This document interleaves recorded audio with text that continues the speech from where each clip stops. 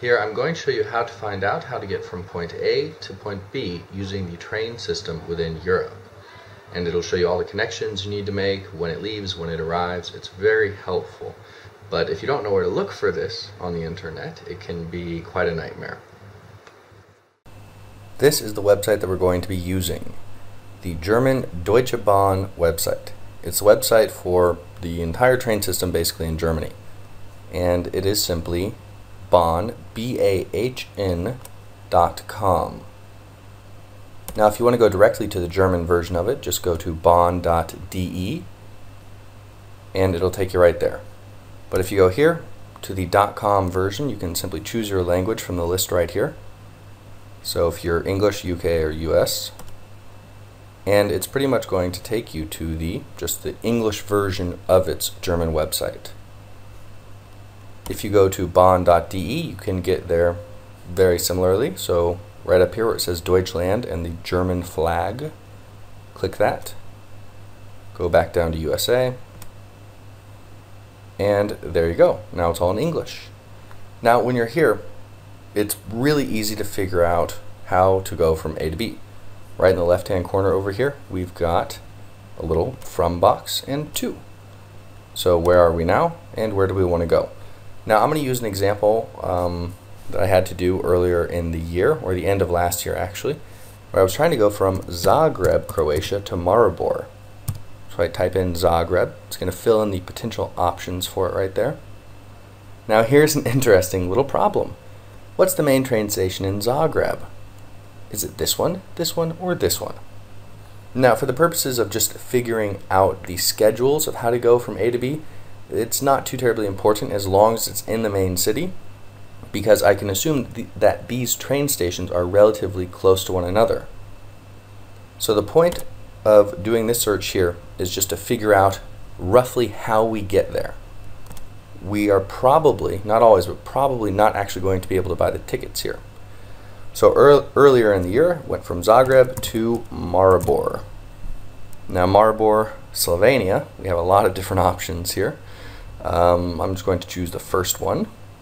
And if you watched my video where I was going from Zagreb to Maribor, you'll notice that I said the people at the train station were not helpful at all. They didn't even tell me I needed to change trains.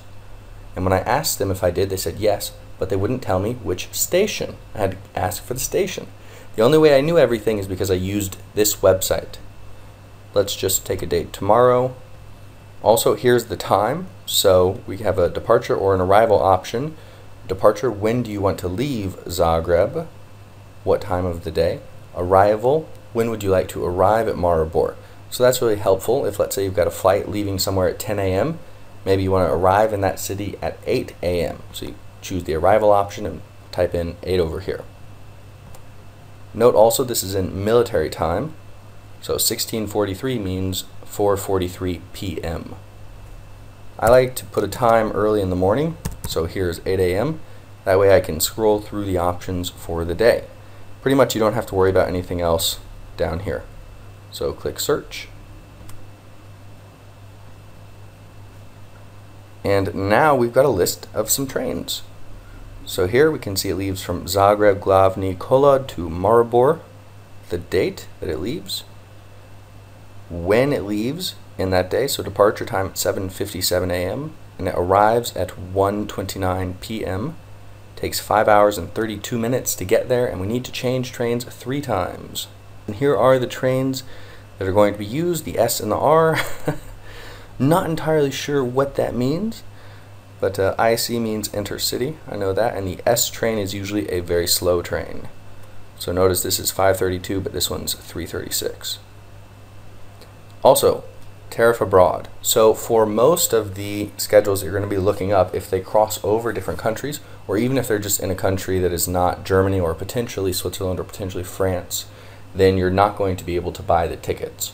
So pretty much don't count on being able to buy the tickets online. It's much easier in many of these countries over here to just figure out your schedule on this website, then go to the train station and buy the ticket there. Now we want to figure out where do we need to change. So you have to change 3 times here, where, and what time. Go over here to the little arrows and just click one.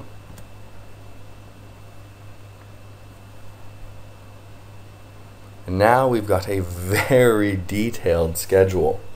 This is really great. So it tells us that we start here, we leave at 7:57, then we arrive at the next stop, Zabok, at 9:02.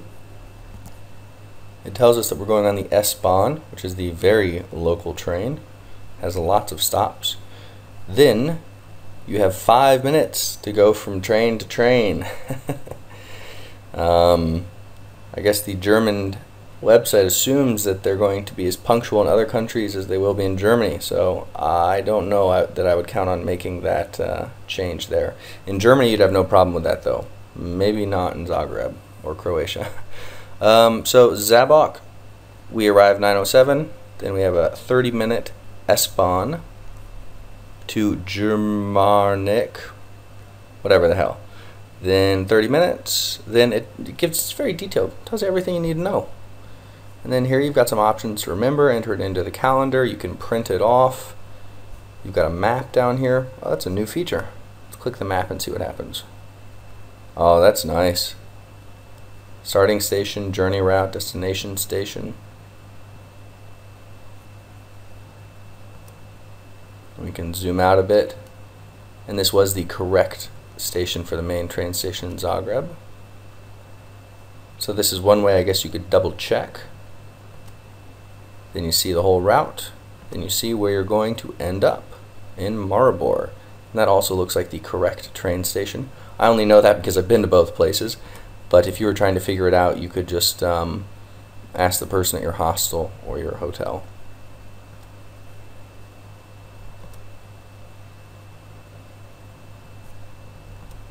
So you can see it is very helpful. And this has gotten me through many of the countries like Croatia, Slovenia, Slovakia, where they don't have very reliable information systems, I'm going to say. Mainly that just means that the people at the train stations don't want to help you do anything. Let's see if there's anything else I should cover over here. If you want to do this one, just click the arrow. You can see that it's going to be much easier, and this is probably the train that I took, where you only change once. And actually it is, yeah, Zidani Most. That's where I had a little video where it's a beautiful scenery. And 40-minute transfer time, that gives you enough time for your train to be a bit late and still make the connection. So the GermanBahn website, it has really been a lifesaver for me. And this is actually probably the best example where it helped me going from Zagreb to Maribor. And as I was talking about earlier, that it doesn't really matter what the main train station is, that's because the main train station is probably going to be 5 minutes from the other Zagreb station and 5 minutes from the third Zagreb station that popped up. So these options probably won't be that different. They're probably going to have to go through Zidani Most, and then from Zidani Most to Maribor. So it's only the starting train that's going to be, you know, a little bit different, the starting train station. But what you're going to do is after you find this, most likely you're going to walk down to the main train station, maybe a day in advance, a few days in advance, buy your ticket, and then that'll be for the correct train station, and you can either ask them, or it should actually say, no matter what on the ticket, what time the train leaves. So that's why the starting station is not as important as this stuff in the middle. And now you got it. Now you can get pretty much anywhere throughout Europe on their train system, and you shouldn't be too lost.